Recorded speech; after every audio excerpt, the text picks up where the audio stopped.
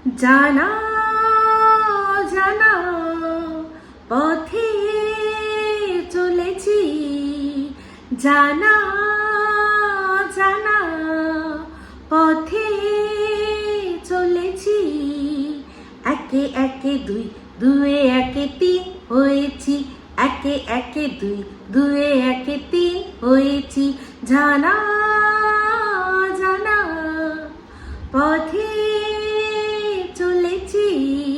High, আমি Ipsita, welcome back to my channel. চলে এসেছি আবার একটা নতুন ভিডিও নিয়ে। তো আজকের ভিডিওর শুরুতে ইন্ট্রোডাকশনে এই যে গানটা গাইলাম, এটা কার জন্য গাইলাম বলুন তো? এই গানটা আমি গাইলাম সন্দীপের জন্য। কারণ সন্দীপ ব্যাগপত্র গুছিয়ে ও বেরিয়েছে বাইক নিয়ে। কোথায় যাবে না, জানা অজানা পথ ধরে সে যাবে একটু বেড়াতে আর একটু নিজের ব্যবসায় কাজের জন্য। ঠিক আছে, তো কোথায় যাবে, কোন জায়গায়, প্রথম যাওয়ার সময় ও আমাদের সাথে সেটা শেয়ার করেনি। তো প্রথমে অনেক ভোর ভোরই দেখলাম যে ও রেডি হলো, রেডি হয়ে বেরোলো নিজের বাইকটা নিয়ে, সুপার বাইকটা নিয়ে বেরোলো। বেরিয়ে অনেকটা রাস্তা গিয়ে ও একটা জায়গায় দাঁড়ালো, সেখানে চা খেতে। ওখানে যখন দাঁড়ালো তখন বললো কি যে অনেকটাই রাস্তা চলে এসেছি। প্রথম দাঁড়ালো পায়রাডাঙ্গা, তো পায়রাডাঙ্গায় দাঁড়িয়ে একটু চা খেলো, তারপর সেখান থেকে আবার স্টার্ট করলো। স্টার্ট করে ও আরেকটা জায়গায় দাঁড়ালো, সেখানে বললো যে কল্যাণী অনেকটা ছাড়িয়ে চলে এসছি। তো যাই হোক, সেখান থেকে আরও একটুখানি রাস্তাঘাট দেখাতে দেখাতে ও যখন একটা জায়গায় দাঁড়ালো সেকেন্ডবার দাঁড়িয়ে বললো যে কল্যাণী পার করে এসছি, এবার আর বিশেষ কোথাও দাঁড়াবো না, একদম টেনে বেরিয়ে যাবো। তো টেনে বেরিয়ে যাওয়ার সময় তারপর দাঁড়িয়ে ও একটা জায়গায় লাঞ্চ করলো। তো লাঞ্চের মধ্যে কি ছিল? লাঞ্চের মধ্যে ছিল হচ্ছে গিয়ে চিকেন কষা টাইপের, কষা বা ওরকমই টাইপের, নাম তো হাজার রকমের থাকে, সেই কড়াই চিকেন, এই চিকেন কোরমা। তো ওই নামটা কি সেটা ও বলেনি, বললো যে চিকেন অর্ডার করেছি, মানে চিকেনের একটা গ্রেভি, তার সাথে থাকলো বাটার নান আর দেখলাম পিস পোলাও। এই তিনটে জিনিস অর্ডার করলো, করে ও খেলো। খেয়ে আবার যখন আরো এগিয়ে গেল, তারপর একটা জায়গায় দাঁড়িয়ে আমাদের বললো যে আমার তো মাথায় ছিল না আমি যে পথ দিয়ে যাচ্ছি সেই পথে তারকেশ্বর পড়ে। তো আমি তারকেশ্বরের কাছে এখানে রয়েছি, তো মন্দিরটায় যাব, গিয়ে দর্শন করব, কিন্তু পুজো দেব না। কারণ হচ্ছে গিয়ে অলরেডি আমি খেয়ে নিয়েছি, আর খেয়েছি হচ্ছে গিয়ে ননভেজ খেয়েছি। তো ননভেজ খেয়ে বাবার পুজো দেওয়া এটা সত্যি একটু খারাপ লাগে। তো কারণ আমরা জানি শিবের পুজো মানেই সংযম, তো শিবের পুজোর জন্য সংযম লাগে। তো খুব ভালো ডিসিশন এটা নিয়েছে। দর্শন করতে কোনোই বাধা নেই, বাবাকে মানে যেভাবে খুশি দর্শন করা যায়, কিন্তু পুজো দেওয়ার ক্ষেত্রে, বাবার মাথায় জল দেওয়ার ক্ষেত্রে সত্যি এই জিনিসটা ও যে মেনেছে আর সেই অনুযায়ী কাজটা করেছে, যে না আমি যেহেতু ননভেজ খেয়ে নিয়েছি সেহেতু আমি বাবার মাথায় জল দেবো না, এটা আমি বলবো যে সত্যি খুব ভালো কাজ করেছে। কারণ শিবের মাথায় জল দিতে গেলে অবশ্যই সেক্ষেত্রে সংযমের প্রয়োজন রয়েছে, এটা জানি পুজোর বিধি অনুযায়ী। তো সবাই মানে যারা নিত্য পুজো করে, যারা নিত্য জল দেয়, সেক্ষেত্রে তারা হয়তো সংযম না করলেও কোনো ব্যাপার না। ধরুন যাদের বাড়িতে প্রতিষ্ঠিত শিব লিঙ্গ রয়েছে, সেক্ষেত্রে তো তাদের রোজই স্নান টান করাতে হয়, ঠাকুরকে লিঙ্গ, যে শিবলিঙ্গ যেগুলো থাকে সবই করতে হয়, সেক্ষেত্রে ওটা মানা যায় না, মানতে লাগে না নিত্য পুজোর ক্ষেত্রে। কিন্তু যখন কোনো মানে তুমি নিত্য পুজো করছো না, হঠাৎ একদিন পুজো দেবে, সেক্ষেত্রে তোমার কিন্তু এটা মানা উচিত। এবার বাদবাকি কি বলুন তো, সবটাই মনের ব্যাপার। কিন্তু আমি এই ওর ডিসিশনটাকে অবশ্যই সমর্থন করি।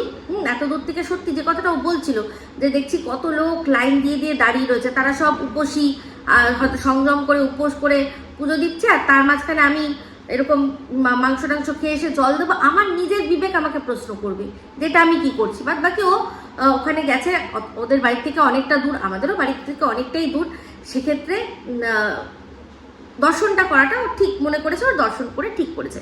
তো তারপর সেখান থেকে বেরোলো। ও যখন তারকেশ্বর বলছিল না, তখনই আমার মনের মধ্যে খটকা লাগছিল, যে আমি এটা তখনই মনে মনে ভাবছিলাম, কারণ তারকেশ্বর বেশ কয়েকবার গেছি। তো তারকেশ্বর যাওয়ার পথে যে দৃশ্যগুলো সবচেয়ে বেশি দেখা যায়, এক হচ্ছে বিশাল বিশাল কোল্ড স্টোরেজগুলো পড়ে, আর তার সাথে আলু, তারপর কুমড়ো।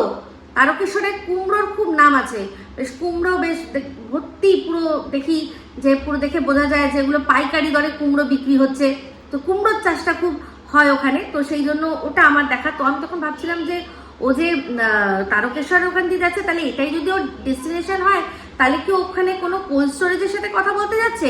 কারণ আমরা জানি ও যে বিজনেস শুরু করবে, সেটা হয়তো কোনো না কোনো চাষ সংক্রান্তই কিছু হবে, কারণ হ্যান্ড ট্রাক্টর কিনছে, হ্যাঁ বলছে, তো সেই জন্য আমি ভাবছিলাম যে ওটা কি ও কোনো চাষের সংক্রান্ত, যে জিনিসগুলো উৎপাদন হবে সেটা কি কোল্ড স্টোরেজে রাখতে গেলে কত টাকা কত দাম এরকম কিছু ব্যাপার, জানি না, সেটা তো সময় বলবে। তবে হ্যাঁ, তারকেশ্বরে যাওয়ার পথে প্রচুর বড় বড় কোল্ড স্টোরেজ রয়েছে, যেখানে শুধুমাত্র আমি দেখেছি আলু, মানে একদম ভর্তি, ওটা আলুর আর কি কোল্ড স্টোরেজ, সারা বছরের জন্য আপনি ওখানে রেখে দিতে পারেন আলু, নিয়ে তারপর বিভিন্ন জায়গায় ডিস্ট্রিবিউট করা হয়। তো যত আমাদের আলু আসে, আমি যতদূর জানি ওই সব জায়গা থেকেই আসে আর কি, স্টোরেজে থাকার যে আলুগুলো সবসময় বছরের আমরা যেটা খাই সেটা, যেটা নতুন আলু সেটা নয়, ঠিক আছে। তো যাই হোক, নতুন আলু হলেও তো কিছুটা বিক্রি করে কিছুটা তো কোল্ড স্টোরেজেই রাখে, তাই না? নাহলে সারা বছর সেটা আমরা ব্যবহার করছি কিভাবে? তো আমি ভাবছিলাম, তো সবাই ভাবছিলাম, তার মধ্যেই সন্দীপের ভিডিওর মধ্যে বিশাল বড় একটা কোল্ড স্টোরেজ দেখালো। তো ওই কোল্ড স্টোরেজটা অবশ্যই আমি দেখেছি। আমি লাস্ট যখন গেছিলাম, আমি লাস্ট তারকেশ্বর গেছি রনুর চুল ফেলতে, মানে আমার ছেলের চুল ফেলার জন্য গেছি। তো তখন ওই বড় বড়টা দেখেছিলাম, আর তবে এত সুন্দর করে সাদা রং করেছে এটা এখন প্রথম চোখে দেখলাম। তো সেখান থেকে ও বেরিয়ে গেল, বেরিয়ে গিয়ে বললো যে দেখলাম যে ওটাও ওর ডেস্টিনেশন নয়। তো ওর ডেস্টিনেশন সম্পর্কেও বললো ও বিষ্ণুপুর গেছে, ওদের বাড়ি হচ্ছে নদিয়া। তো নদিয়া থেকে বাঁকুড়া যদি যেতে চায় তাহলে অবশ্যই মাঝখানে হুগলি পড়বে। আপনাদের সাথে আমি ছোট করে আমাদের পশ্চিমবঙ্গের যে জেলাগুলো কিরকম কিরকম আছে সেটা শেয়ার করলেই বুঝতে পারবেন। নদিয়া, তার মাঝখানে হুগলি, তারপরে পাশ থেকে যাচ্ছে বাঁকুড়া। তো অবশ্যই যদি যেতে হয় তাহলে ওকে হুগলির ওপর দিয়ে যেতে হবে, আর তারকেশ্বরটা তার মাঝখানে পড়েছে।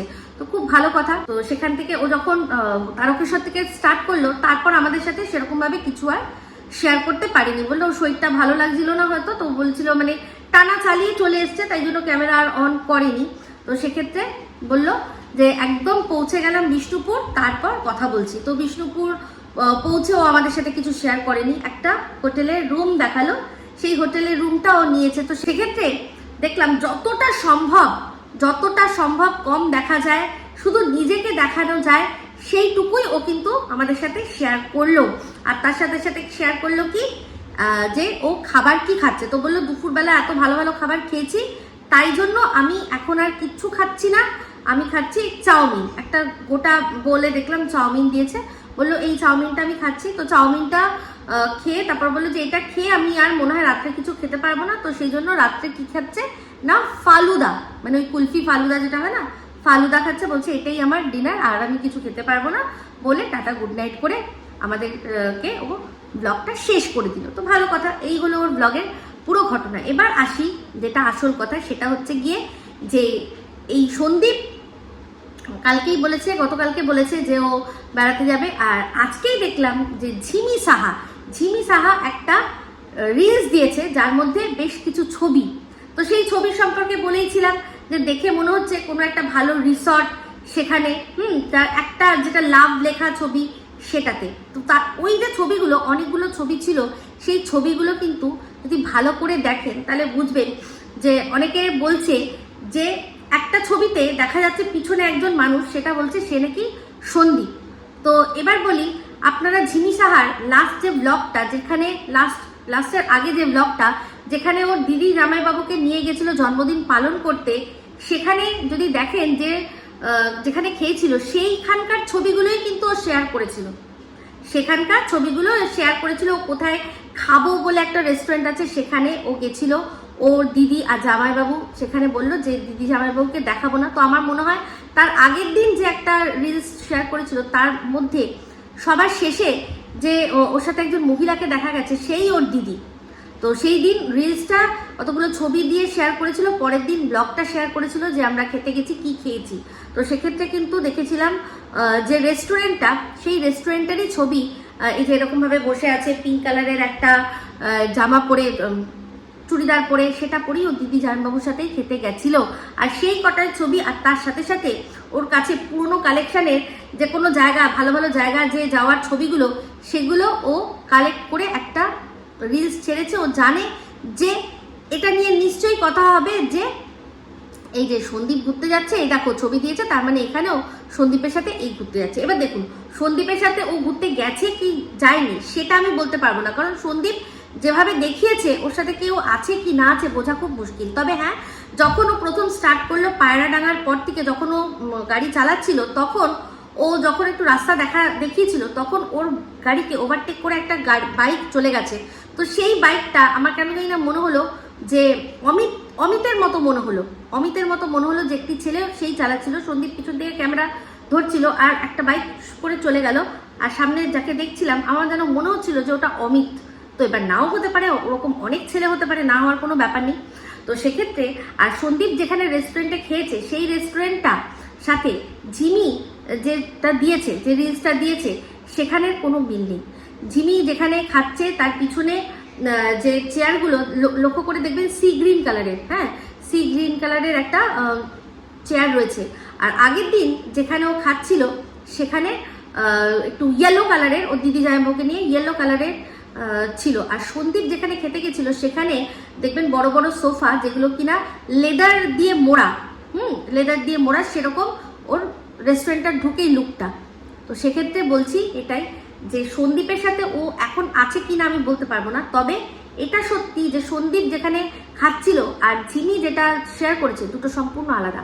এবার এটা হতে পারে ও ইচ্ছা করেই ভিউজ গেইন করার জন্য, যখন থেকে শুনেছে যে সন্দীপ কোথাও বেড়াতে যাবে, ও ইচ্ছা করে করে এমন এমন জায়গাগুলো দিয়ে চালিয়ে দিচ্ছে যে লোকে এসে কৌতূহলবশত দেখুক যে কই দেখি এখানে সন্দীপকে দেখা যাচ্ছে কিনা। তো এটুকু পরিষ্কার বলছি যে ওই যে ছবিটার মধ্যে যেটাতে দেখেছেন একজনকে, সেটা সন্দীপ হতেই পারে না। একজন তো দাঁড়িয়ে রয়েছে, সে হচ্ছে মাথায় দেখবেন যে ওই যে হালকা ক্যাপগুলো হয় না, যেগুলো চুল ঢাকার জন্য এখন সব রেস্টুরেন্টে যারা কাজ করে তারা কিন্তু ওগুলো কিচেনের মধ্যে পরে, যাতে চুল খাবারের মধ্যে না পড়ে। তো সেরকম একটা টুপি পরা একজন ওয়েটার যে কিনা অর্ডার নিচ্ছিল, আর যে সামনে বসেছিল তাকেও দেখে কোনো রকম ভাবে সন্দীপ মনে হচ্ছিল না। আর এটা সম্পূর্ণ অন্য একদিনের ঘটনা, যেদিনে কিনা ওর দিদির সাথে, এই ঝিমি ওর দিদি জামাইবাবুকে নিয়ে খেতে গেছে। আশা করি বোঝাতে পারলাম পরিষ্কার এটা। তো বাদবাকি সন্দীপ যেভাবে দেখালো, তাতে ওর যে রুমটা দেখানো হয়েছে সেটা একদম সাধারণ মানের রুম। আর ঝিমি নিজের যে রিলসটা দিয়েছে তাতে ও যেরকম ভাবে একটা রিসর্ট বোঝাতে চেয়েছে, সেই রিসর্টে কখনো ওইরকম ওই যেরকম প্রিন্টের পর্দা কখনো থাকবে না। সন্দীপ যেটা নিয়েছেন একদম সাধারণ মানের একটা সাধারণ হোটেল, খুব বেশি মানে হাইফাই কিছু না।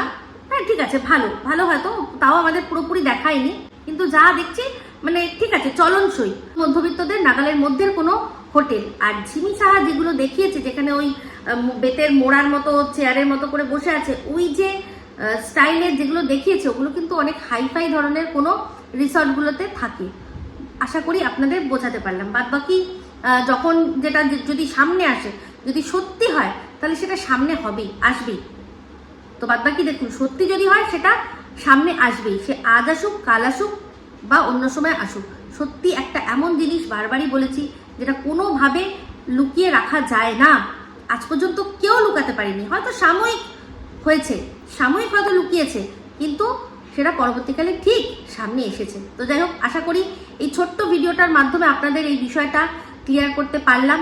মোদ্দা কথা হলো, ঝিমি সাহা এখন কোথায় ঘুরছে বা আদৌ সে সন্দীপের সাথে ঘুরছে কিনা সেটা কোনো প্রমাণ নেই, কিন্তু ও যেখানে খাচ্ছে সেটা, এই সন্দীপ যেখানে খাচ্ছে সেটা নয়।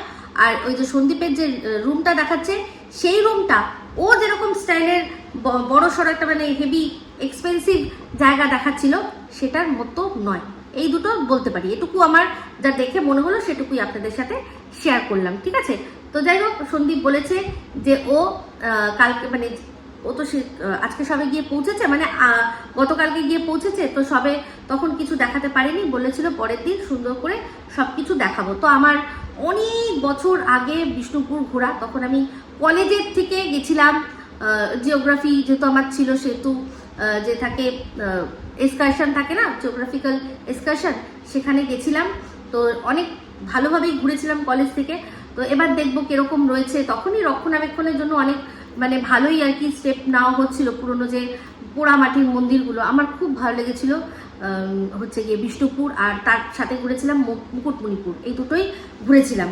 তো সেক্ষেত্রে দেখি এখন কিরকম আছে মন্দিরগুলো, সেটা দেখার জন্য খুব অপেক্ষায় রয়েছি, কারণ কবে যেতে পারবো জানি না। কিন্তু এরকমভাবে আমার ঘুরতে কিন্তু খুব ভালো লাগে। আমি ট্রাভেল ব্লগগুলো খুব ভালো করে দেখি, আমার খুব ভালো লাগে, এক একজন খুব সুন্দর করে দেখায়, তাই না? তো যাই হোক, এই বলেই এই ভিডিওটা এখানে এন্ড করছি। যদি ভালো লাগে তাহলে অবশ্যই লাইক শেয়ার কমেন্ট করতে ভুলবেন না। যারা চ্যানেলটা সাবস্ক্রাইব করেননি তারা সাবস্ক্রাইব করে নেবেন। সবাই ভালো থাকবেন, সুস্থ থাকবেন। আবার আসছি খুব শীঘ্রই এক নতুন ভিডিও নিয়ে। টাটা।